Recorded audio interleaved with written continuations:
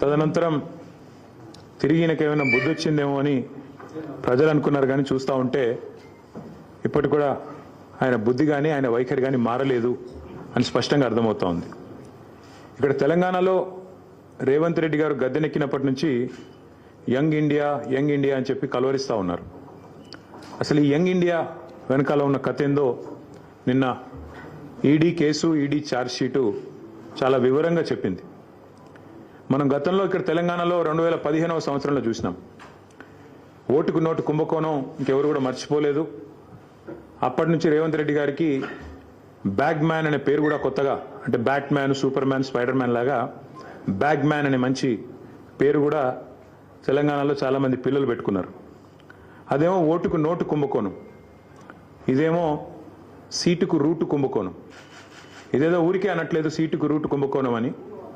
స్పష్టంగా రేవంత్ రెడ్డి గారి గురించి నేను చెప్పడం కాదు, ఈరోజు మంత్రిగా ఉన్న కోమటిరెడ్డి వెంకటరెడ్డి గారే ఓపెన్గా బహిరంగంగా పత్రికా సమావేశంలోనే చెప్పినారు. ఈయన 50 కోట్లు పెట్టి పిసిసి అధ్యక్ష పదవి కొనుక్కున్నాడు అనే మాట ఆ రోజు స్వయంగా ఈనాటి మంత్రి, ఆనాటి ఎంపీ కోమటిరెడ్డి వెంకటరెడ్డి గారు చెప్పిన మాట. కానీ సరే, వెంకటరెడ్డి గారు చెప్పిన దానికి ఆ రోజు ఆధారాలు లేకపోవచ్చు, కానీ ఈరోజు ఆధారం ఉంది అంటూ ఎన్ఫోర్స్మెంట్ డైరెక్టరేట్ వారు ఛార్జ్ షీట్లో స్పష్టంగా ఎవరు డబ్బులు ఇచ్చారు, ఏ పొజిషన్ అమ్ముకున్నారు, ఎన్ని డబ్బులు ఇచ్చారో కూడా స్పష్టంగా చెప్తా ఉన్నారు. ముందేమో ఆనాడు పిసిసి కోసమేమో సూటుకు, ఆనాడు పిసిసి పదవి కోసం బ్రహ్మాండంగా ఆ రోజు డబ్బులు ఇచ్చి 50 కోట్లు ఇచ్చి తెచ్చుకున్నారని వాళ్ళ కాంగ్రెస్ నాయకులు చెప్పిన మాట. ఈరోజు ఢిల్లీకి ఇప్పటికి కూడా జరుగుతూ ఉన్నది ఏమంటే, తెలంగాణ అనేది కాంగ్రెస్ పార్టీకి ఒక ఏటీఎంగా మారిపోయిన మాట వాస్తవం. ఎప్పుడు డబ్బులు కావాలి అని కాంగ్రెస్ పార్టీ వాళ్ళు అనుకుంటే అప్పుడు పెద్ద ఎత్తున డబ్బులు అందిస్తూ తన పదవిని కాపాడుకుంటా ఉన్నారు రేవంత్ రెడ్డి గారు. ఇవాళ ఓటుకు నోటు జరిగినప్పుడేమో రేవంత్ రెడ్డి గారు ఒక ఎమ్మెల్యే, కానీ ఈరోజు ఈ రాష్ట్రానికి ముఖ్యమంత్రి. కాబట్టి యావత్ దేశం పరువు, యావత్ దేశం ముందు తెలంగాణ పరువు ఇవాళ తీసి పరువు పోగొట్టి, నిజంగా తెలంగాణ ముఖ్యమంత్రి అంటే ఇట్లాంటి వ్యక్తి అనే పరిస్థితి ఇవాళ కనబడతా ఉన్నది. గతంలో యడ్యూరప్ప గారు కర్ణాటక ముఖ్యమంత్రిగా ఉన్నారు. ఇది నేను చెప్పేది 2020వ సంవత్సరానికి సంబంధించిన అంశం.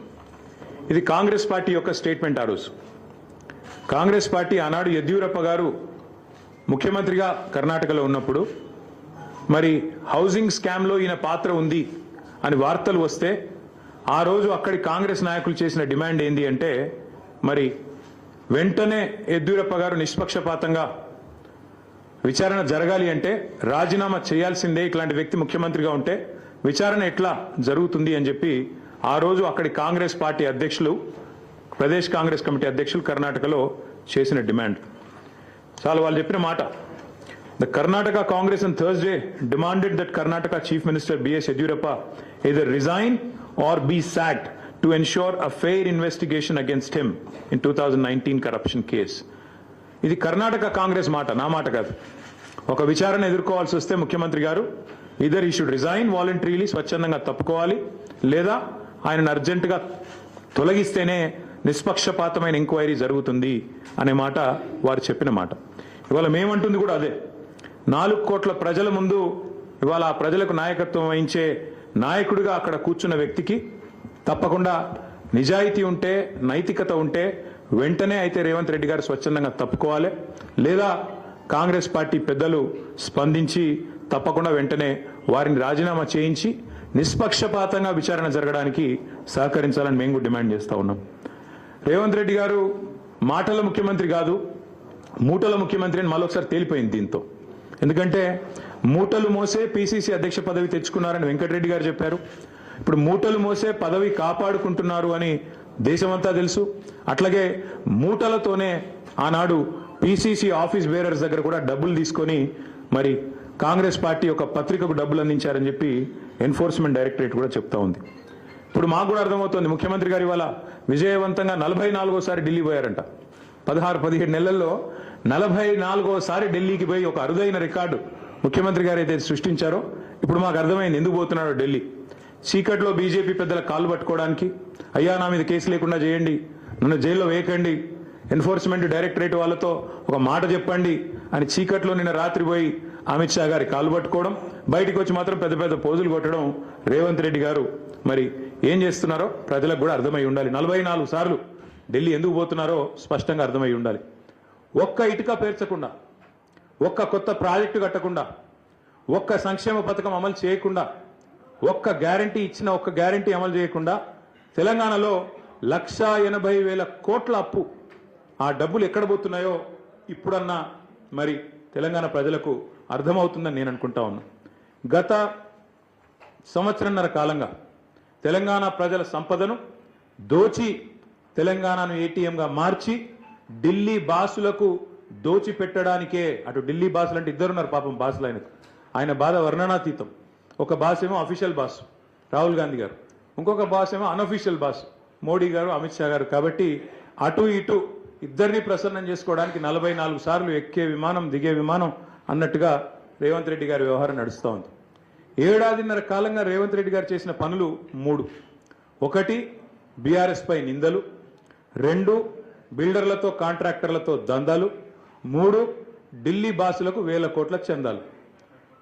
మాకు బీఆర్ఎస్ మీదనేమో నిందలు, బిల్డర్లు కాంట్రాక్టర్లతో దందాలు, ఢిల్లీ బాసులకేమో 1,000 కోట్ల చందాలు. ఇది నిజంగా సిగ్గుచేటు. ఒక ముఖ్యమంత్రిగా ఆనాడు ఎమ్మెల్యేగా ఆబాస్ పాలైన రేవంత్ రెడ్డి గారికి బుద్ధి వచ్చిందేమో అనుకున్నాం.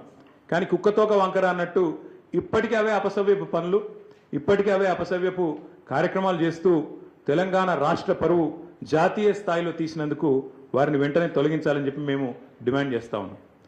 రాహుల్ గాంధీ గారు అన్ని విషయాల్లో మాట్లాడతారు, ప్రతి విషయంలో మాట్లాడతారు. పాకిస్తాన్ గురించి మాట్లాడతారు, బంగ్లాదేశ్ గురించి మాట్లాడతారు, ఇంకేదో మాట్లాడతారు. మరి నేషనల్ హెరాల్డ్ కేసులో మీ ముఖ్యమంత్రి గారిని ఛార్జ్ షీట్లో చేరిస్తే why is Rahul Gandhi not responding? Why is he not talking? Why is Mr. Rahul Gandhi silent on this issue? Please respond. One of your chief ministers along with you has been named in the charge sheet. You are accused 1 and accused 2, and your CM, your chief minister of Telangana, and also the deputy chief minister of Karnataka have been named as people who facilitated money transactions into National Herald and Young India account. ఖచ్చితంగా అడుగుతున్నాం, రేవంత్ రెడ్డి గారు ఎందుకు మౌనంగా ఉన్నారు? మాకు అనుమానం ఎప్పుడు వచ్చిందంటే ఈయన జపాన్ పర్యటన అని చెప్పి ఇక్కడికి వెళ్ళి తప్పించుకోపోయినప్పుడు అనుమానం వచ్చింది మాకు. ఆ రోజు జపాన్ అని చెప్పి జపాన్లో ఎవరో ఈయన పిలిచినట్టు ఉరికిండు. చూస్తే కరెక్ట్గా అప్పుడే ఈడీలో A1 A2గా రాహుల్ గాంధీ గారిని, సోనియా గాంధీ గారిని పెట్టారు. దేశంలో ఉన్న కాంగ్రెస్ నాయకులు అందరూ స్పందించారు. కానీ రేవంత్ రెడ్డి గారు ఈ రోజు వరకు ఒక్కసారి కూడా నోరు విప్పలేదు. ఆ రోజు ఎందుకు అనుకున్న వాళ్ళకి ఇవాళ సమాధానం దొరికిందని నేను అనుకుంటా ఉన్నా. ఎందుకంటే రేవంత్ రెడ్డి గారికి తెలుసు ఈ కేసులో ఆయన కూడా ఉన్నాడు, సహజంగానే ప్రభుత్వంలో ఉన్నాడు కాబట్టి ఇంటెలిజెన్స్ వ్యవస్థ ఉంటుంది కాబట్టి ఆయనకు సమాచారం ఉంది ఈ కేసులో మీరు కూడా ఉండబోతున్నారు అని చెబితే అప్పటి నుంచి ఇప్పటి వరకు నోరు తెరవలేదు. తెరవకపోగా ఢిల్లీ పెద్దలను ప్రసన్నం చేసుకోవడానికి, అక్కడ ఉండే మంత్రులను కాకాబట్టడానికి, మోడీ గారిని, అమిత్ షా గారిని ప్రసన్నం చేసుకోవడానికి, బీజేపీతో మరి ఏదో రకంగా ఒక ఒప్పందం కుదుర్చుకొని ముందుకు పోవడానికి ఆయన మౌనంగా ఈరోజు మౌనంగా ఉండి తప్పించుకునే ప్రయత్నం చేస్తూ ఉన్నారు. ఇవాళ మేము తెలంగాణ ప్రజల తరపున ప్రధాన ప్రతిపక్షంగా, అదేవిధంగా భారత రాష్ట్ర సమితిగా ఈ ఉద్యమానికి, ఈ రాష్ట్రానికి నాయకత్వం వహించిన కేసీఆర్ గారి తరపున మేము అడుగుతా ఉన్నాం. ఖచ్చితంగా రేవంత్ రెడ్డి అయితే తప్పుకోవాలి, లేదా కాంగ్రెస్ పార్టీకి సిగ్గుంటే, కాంగ్రెస్ పెద్దలకు నైతిక విలువలుంటే వెంటనే ఆయనను తొలగించాలి. యడ్యూరప్ప గారు రాజీనామా చేశారు. అప్పుడు యడ్యూరప్ప ఆనాడు ఆరోపణలు వస్తే హౌసింగ్ స్కామ్లో he quit, he stepped aside so that fair investigation could go on. అట్లాగే చాలా మంది కేంద్ర మంత్రులు కూడా రాజీనామాలు చేశారు గతంలో. అట్లాగే ముఖ్యమంత్రి గారు కూడా రాజీనామా చేయాలని చెప్పి కూడా మేము డిమాండ్ చేస్తా ఉన్నాం. రాహుల్ గాంధీ గారు తెల్లారలేస్తే ఆ కాన్స్టిట్యూషన్ బుక్ పట్టుకొని తిరుగుతూ ఉంటారు. న్యాయ యాత్ర అంటాడు, యాత్రలు సంవిధాన్ కో బచావ్ అంటాడు. మరి సంవిధాన్ కో బచావ్ అనే Rahul Gandhi, why are you mum? Why are you silent? Why are you not responding to this issue, and why are you ensuring that a corrupt chief minister continues in office? Congress గురించి మేము ఎన్నోసార్లు చెప్పాం, మళ్ళీ కూడా చెప్తున్నాం. కాంగ్రెస్ డిఎన్ఏలోనే కరప్షన్ ఉంది. కాంగ్రెస్ అంటేనే కరప్షన్, ఇది అందరికీ తెలుసు. అట్లాగే మరి ఈరోజు ఈ కుంభకోణం మీద విచిత్రంగా మాకు కూడా చాలా ఆశ్చర్యంగా అనిపిస్తూ ఉంది. దేశం అందరూ మాట్లాడుతున్నారు, కర్ణాటకలోనైతే డీకే శివకుమార్ గారిని తొలగించాలని కర్ణాటక బీజేపీ వాళ్ళు విరుచుకుపడుతున్నారు. కానీ తెలంగాణ బీజేపీ వాడు మాత్రం ఎవడు మాట్లాడట్లేదు. తెలంగాణ బీజేపీ వాళ్ళు మాత్రం మౌన మునుల మాదిరిగా ఎక్కడ ఒక్కరు కూడా మాట్లాడట్లేదు. ఏం జరుగుతున్నదని మేము అడుగుతా ఉన్నాం. తెలంగాణలో ఇంత అపురూపమైన సంబంధాలు అటు కాంగ్రెస్కు ఇటు బీజేపీకి ఏ స్థాయిలో ఉన్నాయో మరి మీరు ఆలోచించాలని కోరుతా ఉన్నాం. తెలంగాణ బీజేపీ ఎంపీలు చేస్తున్న భూ అక్రమాలకు, భూ దందాలకు ముఖ్యమంత్రి గారు వత్తాసు పలుకుతున్నందుకు మీ మౌనమా? లేదా మీ కేంద్ర మంత్రులు మీరు కలిసి బ్రహ్మాండంగా మీరు చేసుకుంటున్న అవినీతి కార్యకలాపాలకు మరి ఏదో బయటికి నటించినట్టు చేసి ఢిల్లీలో ఇక్కడ గల్లీలో మాత్రం ఏదైతే దోస్తీ చేస్తున్నారో ఇది అందరూ కూడా చూస్తూ ఉన్నారు. దీనికి నేనేదో ఊరికేనే ఆరోపణ చేయట్లేదు. ఇది చూడండి, మంత్రి పొంగులేటి గారి ఇంట్లో రైడ్స్ అని చెప్పి ఇది సెప్టెంబర్ 2028 వార్త. సెప్టెంబర్ 2028, ఇంకొక 2-3 నెలలు అయితే వార్షికోత్సవం కూడా అయిపోతుంది. అంటే 2024 సంవత్సరంలో ఈ రైడ్స్ జరిగినాయి. సెప్టెంబర్ 27, ఈరోజు మే 24 అనుకుంటా. మరి అప్పటికిప్పటికి ఒక్కటంటే ఒక్క ప్రకటన అటు ఈడీ వైపు నుంచి కానీ ఇటు పొంగులేటి శ్రీనివాసరెడ్డి గారి వైపు నుంచి కానీ వచ్చిందా? ఎందుకు కాంగ్రెస్ మంత్రులను కాపాడే విషయంలో ఎన్ఫోర్స్మెంట్ డైరెక్టరేట్కు అదేవిధంగా బీజేపీ నాయకత్వానికి ఎందుకు మొహమాటం అడ్డమొస్తున్నది? ఎందుకు మీరు బీజేపీ నాయకులు ఇక్కడ ఉండే కాంగ్రెస్ వాళ్ళను ఎందుకు కాపాడుతూ ఉన్నారు? ఆ రోజు మీరే ఈ రైడ్ జరిగినప్పుడు పొంగులేటి గారింట్లో అన్ని టీవీలలో బ్రేకింగ్లు నేనే చూశా. నోట్ల మెషిన్లు పోతున్నాయి, కట్టలు లెక్క పెట్టడానికి ఒకటి కాదు ఒక మెషిన్ సరిపోతలేదు, 2 మెషిన్ పోతున్నది అని చెప్పి మీరే బ్రేకింగ్ న్యూస్లు ఇచ్చారు. మరి మీరు కూడా సైలెంట్ అయ్యారు. ఏం జరిగిందో నాకు తెలియదు. మీరంటే మీరు కాదు, మీడియా సైలెంట్ అయింది. ఇప్పటికీ సెప్టెంబర్ నుంచి ఇది మే అంటే ఎన్ని నెలలు అయిపోయింది? 6 కాదు 8-9 నెలలు అయింది. ఇంతవరకు అతి లేదు గతి లేదు. అట్లాగే 1-2 కాదు, ఇది కర్ణాటకలో జరిగిన వాల్మీకి కుంభకోణం. 187 కోట్ల వాల్మీకి స్కామ్లో కర్ణాటకలో అరెస్టులు జరిగినాయి. అందులో పైసలు 45 కోట్లు తెలంగాణకు వచ్చినాయి. కానీ తెలంగాణలో మాత్రం ఇక్కడ ఏ కాంగ్రెస్ నాయకులకైతే 45 కోట్ల రూపాయలు వచ్చినాయో పార్లమెంట్ ఎన్నికల సందర్భంగా వాళ్ళ పేర్లు బయటికి రావు, వాళ్ళ మీద ఏం యాక్షన్ ఉండదు, వాళ్ళని కనీసంగా ఎంక్వైరీ చేయాలన్న ఆలోచన కూడా ఇక్కడ ఎన్ఫోర్స్మెంట్ డైరెక్టరేట్ చేయదు. ఇక్కడేమో పొంగులేటి గారి ఇంటి మీద రైడ్ అయితే వార్త రాదు బయటికి. ఏం జరిగిందో ఎవరికి తెలియదు, అదొక బ్రహ్మరహస్యం. అట్లాగే వాల్మీకి కుంభకోణంలో 45 కోట్లు తెలంగాణకు వచ్చినాయని చెప్పి స్పష్టంగా ఈడీ రిమాండ్ డైరీలో రాసింది. నా ఆరోపణ కాదు. ఈడీ కర్ణాటకలో రిమాండ్ డైరీలో రాసింది. మొత్తం 187 కోట్ల కుంభకోణంలో 45 కోట్లు తెలంగాణ కాంగ్రెస్ నాయకులకు వచ్చినాయి. అవి రావడమే కాదు, ఇక్కడ మందు ఉన్నారు, ఇక్కడ ఎలక్షన్లో ఆ డబ్బులు వాడినారు అని చెప్పి కూడా స్పష్టంగా ఆధారాలతో సహా మరి డీటెయిల్డ్గా వచ్చింది. కానీ ఇంతవరకు ఆ వాల్మీకి స్కామ్ ఏమైందో, ఆ 45 కోట్లు ఎవరికి వచ్చినాయో ఇంతవరకు అది కూడా మరొక బ్రహ్మరహస్యం. అట్లాగే మేము ఆరోపణలు చేయడం కాదు, ప్రధానమంత్రి నరేంద్ర మోడీ గారు మే 10 తారీఖు నాడు 2024 హైదరాబాద్కు వచ్చారు, తెలంగాణకు వచ్చినారు. వచ్చి ఆ రోజు ఆయన అన్నమాట, తెలంగాణలో విచ్చలవిడి అవినీతి జరుగుతోంది, RRR ట్యాక్స్ నడుస్తోంది, ఇక్కడ రాహుల్ రేవంత్ రెడ్డి ట్యాక్స్ నడుస్తున్నది అని స్వయంగా ప్రధానమంత్రి మోడీ గారు అన్న మాట. మరి దాని మీద ఇప్పటివరకు మే 11, మొన్ననే మే 11 కూడా అయిపోయింది, వార్షికోత్సవం కూడా అయిపోయింది. ఇప్పటి వరకు అతి లేదు గతి లేదు, ఇప్పటి వరకు ఒక్క అడుగు ముంగట పడ్డది లేదు. అట్లాగే మేము మా పార్టీ తరఫున కూడా చాలా స్పష్టమైన ఆరోపణలు చేస్తూ ఆధారాలతో సహా సివిల్ సప్లై స్కామ్ ఏదైతే జరిగిందో దానిలో జరిగిన కుంభకోణాన్ని మేము స్పష్టంగా ప్రజల ముందుకు తెచ్చాము. మరి అట్లాగే ఏజెన్సీస్ దగ్గర కూడా పోయాం. ఇంతవరకు సివిల్ సప్లై స్కామ్లో ఫుడ్ కార్పొరేషన్ ఆఫ్ ఇండియా స్పందించదు, కేంద్ర ప్రభుత్వము స్పందించదు, అస్సలు ఏ ఏజెన్సీ కూడా ముందుకొచ్చే పరిస్థితి లేదు. అట్లాగే మరి మనం ఈరోజు కనుక చూసినట్టయితే 1-2 కాదు, ఇది అమృత్ స్కామ్. అమృత్లో రేవంత్ రెడ్డి గారి బావమరిది కంపెనీ శోధా కన్స్ట్రక్షన్స్ అనే కంపెనీకి మరి సృజన్ రెడ్డి గారు అనే వ్యక్తికి ఆయన కంపెనీకి అర్హతలు లేకపోయినా, ఆయన కంపెనీకి ఫైనాన్షియల్ కేపబిలిటీ లేకపోయినా 1137 కోట్ల వర్క్ ఇచ్చారు అని మేమేదైతే ఆరోపణ చేశామో ఆధారాలతో సహా స్వయంగా కేంద్ర మంత్రి మనోహర్ లాల్ ఖట్టర్ గారిని కలిసి ఆరోపణలతో సహా ఆధారాలతో సహా వారికి డీటెయిల్డ్ నోట్ కూడా ఇచ్చొస్తే ఇప్పటి వరకు కనీసం ఒక్క మాట కాదు కదా, ఒక్కటంటే ఒక్క అడుగు కూడా ముంగట పడలేదు. అందుకే మేము అడుగుతున్నాం, భారతీయ జనతా పార్టీకి నిజాయితీ ఉంటే మీరు స్పందించాలి. స్పందించడం అంటే ఏదో ప్రెస్ మీట్ పెట్టి మాట్లాడడం కాదు. మీరు అధికారంలో ఉన్నారు, మీరు ఖచ్చితంగా వెంటనే ఈ అన్ని కుంభకోణాలు వెనుక అమృత్ కావచ్చు, సివిల్ సప్లై స్కామ్ కావచ్చు, అట్లాగే ఈరోజు యంగ్ ఇండియా కావచ్చు, అట్లాగే మొన్ననే హైదరాబాద్ సెంట్రల్ యూనివర్సిటీ భూముల విషయంలో స్పష్టంగా సెంట్రల్ ఎంపవర్డ్ కమిటీ రిపోర్ట్ ఇచ్చింది, రికమెండ్ చేసింది. ఏం చెప్పింది central empowered committee? Financial fraud జరిగింది ఈ 10,000 కోట్ల దానిలో, ఖచ్చితంగా దీన్ని ఒక స్పెషలైజ్డ్ ఏజెన్సీతో విచారించాలి అని రిపోర్ట్ కూడా వచ్చింది. కొన్ని మంచినీళ్ళు తీసుకున్నారు.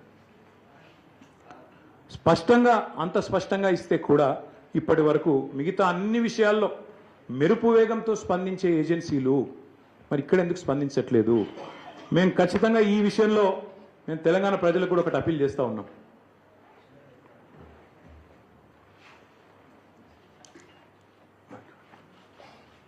తెలంగాణ ప్రజలకు కూడా ఒకటి అప్పీల్ చేస్తూ ఉన్నాం. ఇక్కడ ఎవరితో కుమ్మక్కు అవుతున్నారో దయచేసి అర్థం చేసుకోండి. అమృత్ కుంభకోణంలో రేవంత్ రెడ్డి గారి బావమరిది వ్యవహారం ఉండి కూడా రేవంత్ రెడ్డిని కాపాడుతున్నది కేంద్ర ప్రభుత్వం.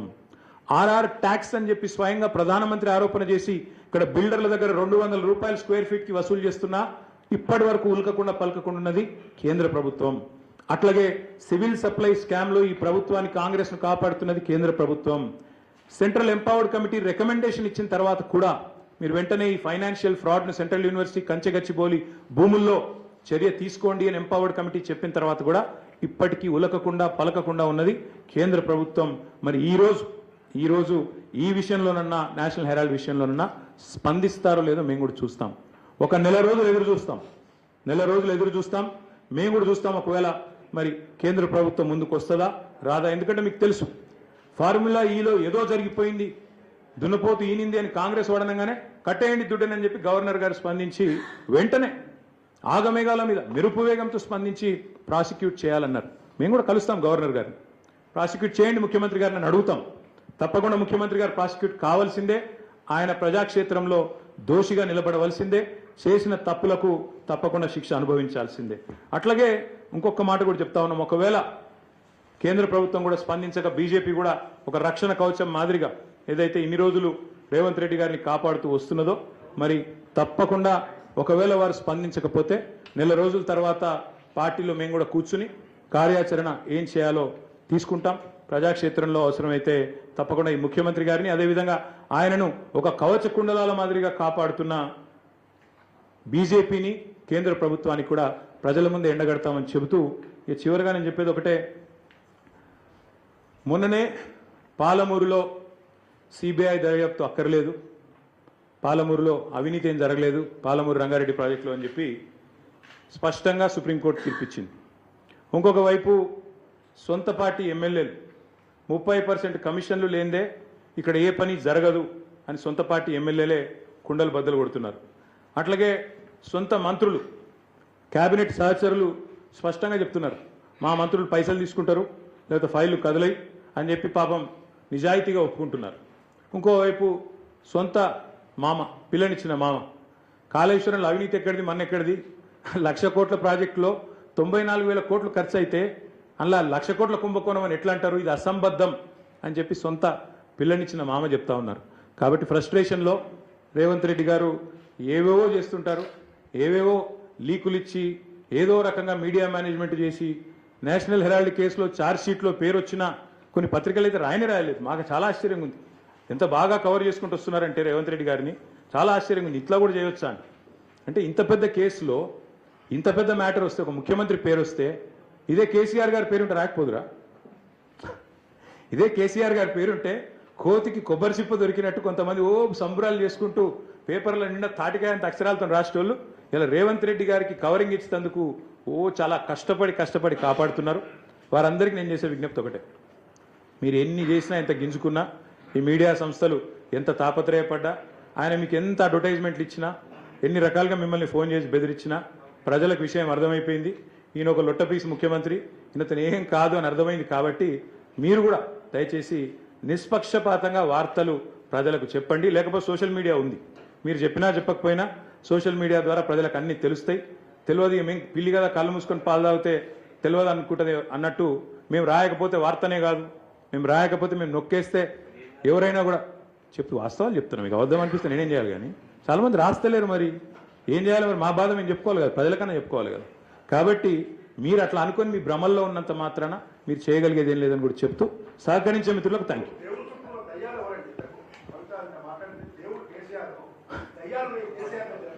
బ్రదర్, మీకు ఒక మాట, ఇంత ఇంపార్టెంట్ ఇష్యూ చెప్తే నువ్వు దేవుడు దయ్యం అని పడుతుంది. ఇప్పుడు ప్రస్తుతం మాకు తెలంగాణకు పెట్టిన దయ్యం మాత్రం రేవంత్ రెడ్డి. ఆ రేవంత్ రెడ్డి అనే దయ్యాన్ని ఎట్లా వదిలించాలా అనేది మా తాపత్రయం. ఇంకేమన్నా తొందరపడ అంత యాంగ్జైటీ ఎందుకు, అంత టెన్షన్ ఎందుకు, అంత హడావుడు ఎందుకు? నేను చెప్పేది ఏమంటే తెలంగాణకు పట్టిన శని కాంగ్రెస్, తెలంగాణకు పట్టిన దయ్యం రేవంత్ రెడ్డి. ఇప్పుడు ఆ దయ్యాన్ని శనిని ఎట్లా వదిలించాలనేది మా టార్గెట్. ఇక మీరు చెప్పి టెన్షన్ ఎందుకే అంతగానో మాట్లాడి రాదు, ఎందుకు అంత ఎగబడుతున్నాం? నేను అనేది ఏమంటే మీరు ఒకటి గుర్తుపెట్టుకోండి, లోక్సభ ఎన్నికలకు ముందు మేము పార్లమెంటు నియోజకవర్గాల వారీగా సమావేశాలు పెట్టాం, సమీక్షా సమావేశాలు. ఇక్కడ అసెంబ్లీలో ఓడిపోయాము, ఎట్లా ముందుకు పోవాలని చెప్పి దాదాపు 17 రోజుల పాటు మీరందరూ చూశారు. ఇక్కడే వేల మంది కార్యకర్తలతో కూర్చొని దాదాపు 7, 8, 9, 10 గంటలు వారితో చర్చించాం. ఆ ప్రాసెస్లో చాలామంది డైరెక్ట్గా మైకులో మాట్లాడిన వాళ్ళు ఉన్నారు, కొంతమంది చిట్టీల మీద రాసిచ్చిన వాళ్ళు ఉన్నారు, కొంతమంది కేసీఆర్ గారికి ఉత్తరం అందించండి అని చెప్పి ఉత్తరాలు ఇచ్చిన వాళ్ళు ఉన్నారు.